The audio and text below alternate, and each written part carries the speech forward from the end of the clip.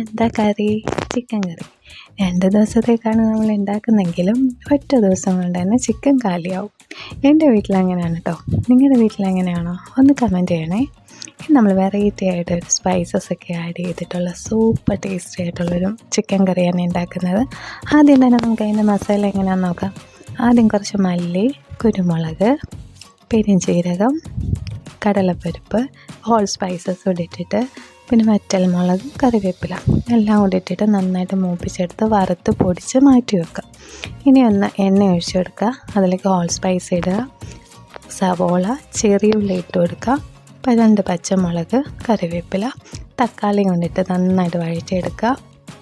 അതിലേക്ക് കുറച്ച് മഞ്ഞൾപ്പൊടി, ഉപ്പും കൂടി ഇട്ടൊന്ന് വേവിച്ചെടുക്കുക. പിന്നെ ചിക്കൻ ഒന്ന് ഇട്ടിട്ട് നന്നായിട്ട് വേവിച്ചെടുക്കുക. നേരത്തെ പൊടിച്ച് വെച്ചിട്ടുണ്ടല്ലോ മസാല ഉണ്ടല്ലോ, അത് മുഴുവനായിട്ട് ഇട്ട് കൊടുക്കുക. ഇതാണ് ഇതിൻ്റെ ടേസ്റ്റ് കൂട്ടുന്ന ഐറ്റം.